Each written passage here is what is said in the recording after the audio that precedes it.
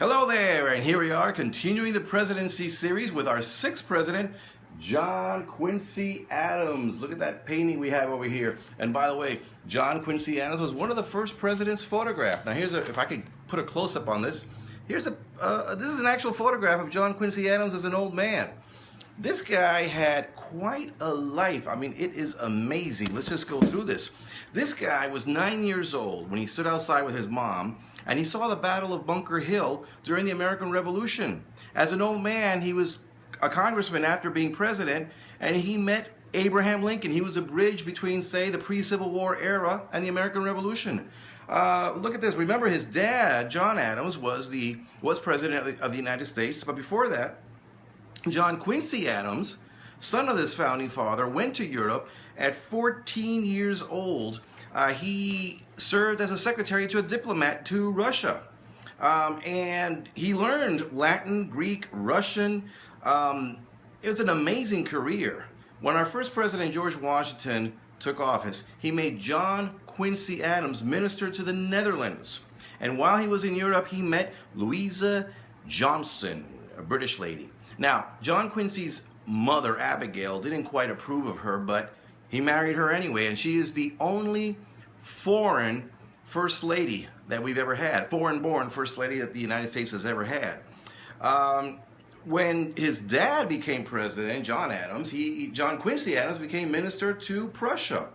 Then President Madison, made him minister to Russia again, and during the War of 1812, John Quincy Adams was there during the Treaty of Ghent. He helped negotiate the peace treaty.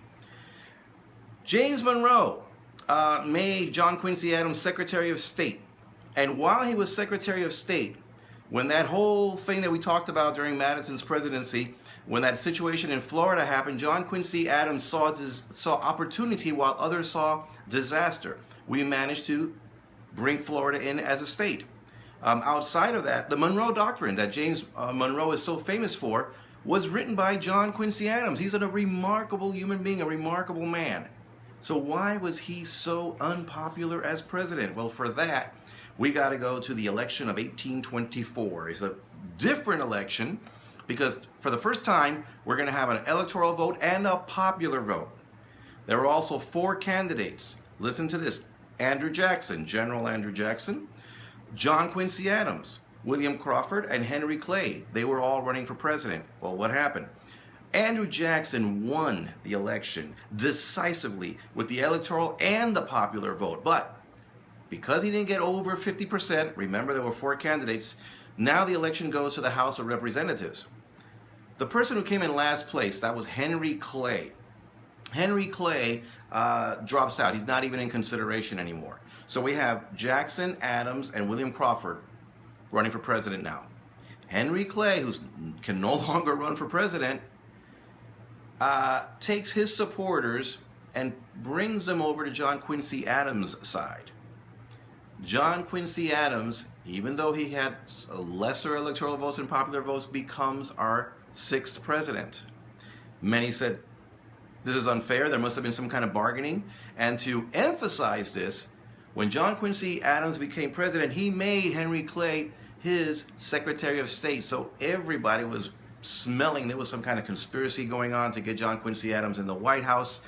People were angry. Well, some people were angry, but General Andrew Jackson was pissed.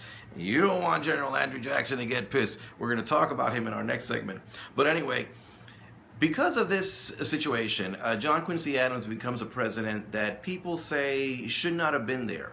And this mini scandal overshadowed his presidency. To make things worse, John Quincy Adams was very cranky. He was very educated, very smart, but very cranky, just like his dad. It didn't make him very popular. He didn't know how to compromise.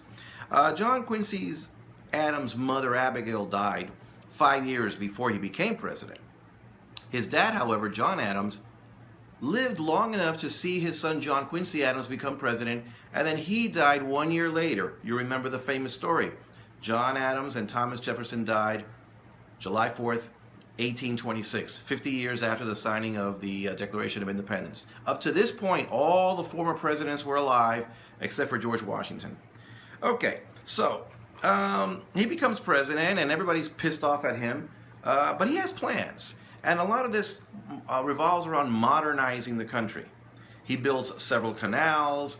He has an idea of a national university, a national observatory, that he saw many national observatories over in Europe. He wanted to do this. His experiences in Europe brought him to America to say, I want the United States to be modern like the European cities. But unfortunately, Congress was not helping him out. And in 1827, when his party lost the majority that they had, there was a stalemate. They kind of blocked John Quincy Adams. He could not get a lot of the things that he wanted done. They considered him soft when it came to Native Americans. John Quincy Adams was much more lenient in his ideas with the Native Americans, but other people wanted the Native Americans pushed towards the West. Strange, however, that he didn't get to do very much in foreign policy. He's an expert in foreign policy, but he didn't get to do very much in that regard. And I think it had to do with the stalemate that we talked about. However, it was also because he accomplished so much when he was Secretary of State and Minister to these European countries. So anyway, 4 rapid, miserable years go by. 1828.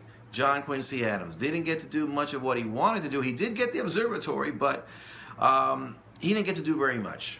Here comes the election of 1828. Andrew Jackson runs against John Quincy Adams again. And this time, it was a bitter election. There were rumors going back and forth, and in the end, Andrew Jackson won decisively. And John Quincy Adams felt betrayed by many of his supporters, and he did not go to the inauguration, just like his dad didn't go to the inauguration of Thomas Jefferson. John Quincy Adams goes home, miserable, depressed. What happens? That same year, one of his sons, he had a son named George, who had emotional issues. His son George committed suicide. Shortly after that, another of John Quincy Adams' son died of illness related to alcoholism and obesity. So he's extremely miserable. What does he do though, however? After being president, he can't sit still, he can't stay home, so he runs for Congress. He runs for Congress of the state of Massachusetts, and he goes to Congress. And he stays there for over 20 years. He works tirelessly. He makes a mark in Congress. He especially fights against slavery. And there was a famous case in 1841 where some slaves, actually I should say captured Africans that were brought over from Africa on a Spanish ship, rebelled, took over the ship, killed the captain and a few others, but they ended up here in the United States or were being tried. John Quincy Adams, the congressman, represented them in the Supreme Court, and he won the case. John Quincy Adams was, again, I mentioned he was a bridge. When Abraham Lincoln served one term in the House of Representatives, John Quincy Adams was there. He outlived all his enemies. He outlived Andrew Jackson. He outlived all these other presidents. And he predicted that the Union would fall apart. He predicted that the Civil War was going to happen. Now, he did get that National Observatory done. I mean, he proposed it back when he was president, and then as a congressman. He got to sit in the National Observatory and look at the stars. He got to do that as an old man. 78 years old, in Congress still. He has a stroke. It left him partially paralyzed. He went home. He was a mess. He was just laying there. What did he do? He rested a little bit and went back to Congress. And when he walked through those doors, everybody in Congress stood up and applauded the old man. A couple of years later, February 21st, 1848, he collapses. In Congress again, he was still working. And at the age of 81, he passed away. He died.